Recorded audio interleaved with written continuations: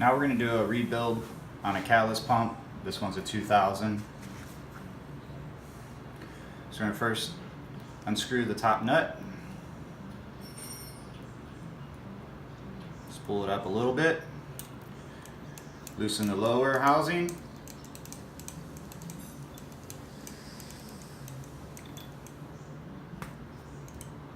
There's a liner inside the upper housing.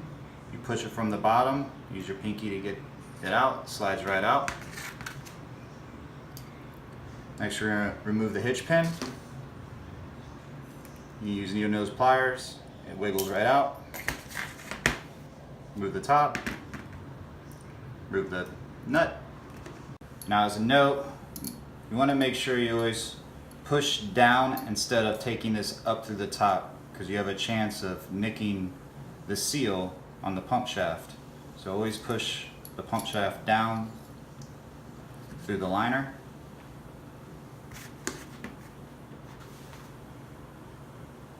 Alright, now we're going to start off with the lower housing.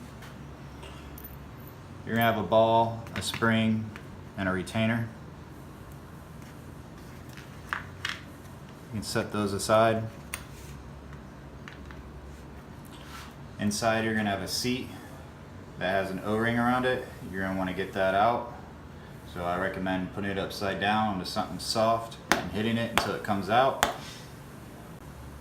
And once you got that seat out, you do have an O-ring on it.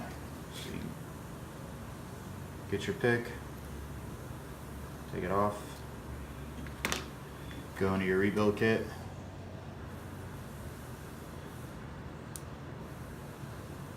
And you can slide that back in. I use the ball, put in, and then you can just press it down right on top of the ball until it clicks. Put your spring small side down.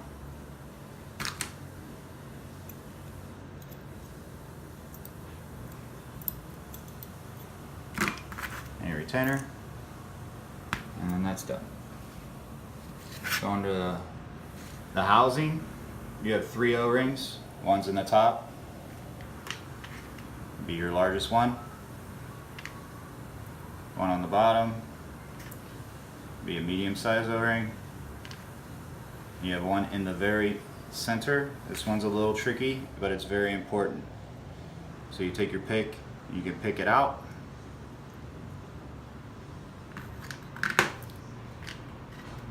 Get your new O-ring, put it in, push it all the way down. Here's your pick, put it in on one side and grab it from the bottom and lift it towards the top. This can get a little tricky. If you take your time, you can get it in fairly easy. Now doing this, make sure you refer to your manual to see the right size O-rings that go to your each and individual pump. Right now I'm saying small, medium, and large, but make sure you always go to your manual to get the exact size. Now the cylinder liner has an O-ring as well. This one's fairly simple. You pull it off the top and make sure you go to your manual to find the right size O-ring.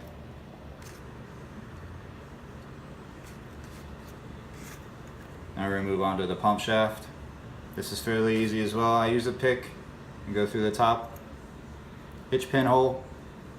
Use a 6mm wrench. There's a little nut on the end with a flat head.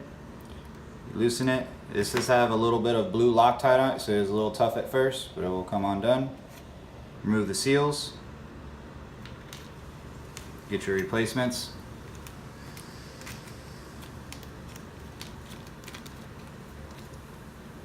Now with these seals, on this particular one,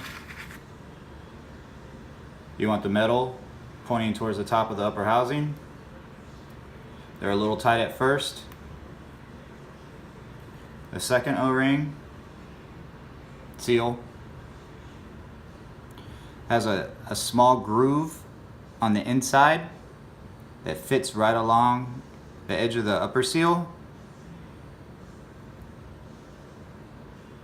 And you're going to use blue Loctite, just a dab on the edge.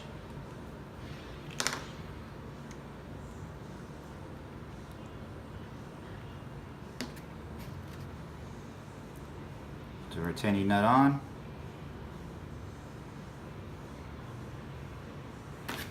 Tighten it. Now you don't want these seals to be super tight. You want them to have a little bit of flexibility inside so they can move around, but you want to make sure the nut is tight so it does not fall off during operation.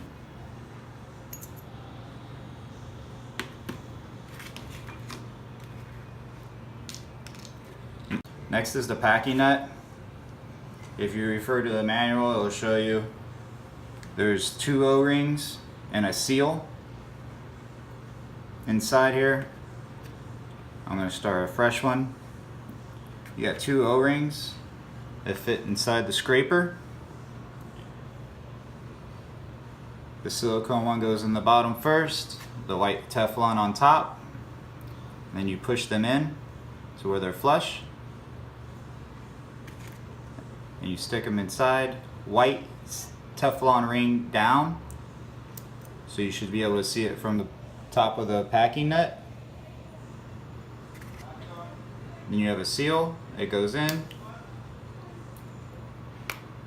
You should hear it click, and you want it below flush. It shouldn't be flush, it should be below flush.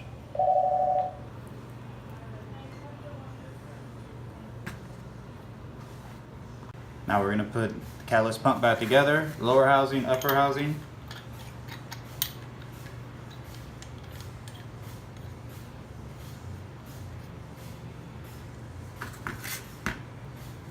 Pump shaft goes through the bottom. Cylinder goes in the upper housing. I use a 6mm and I usually push it down till it's flush. Packing nut.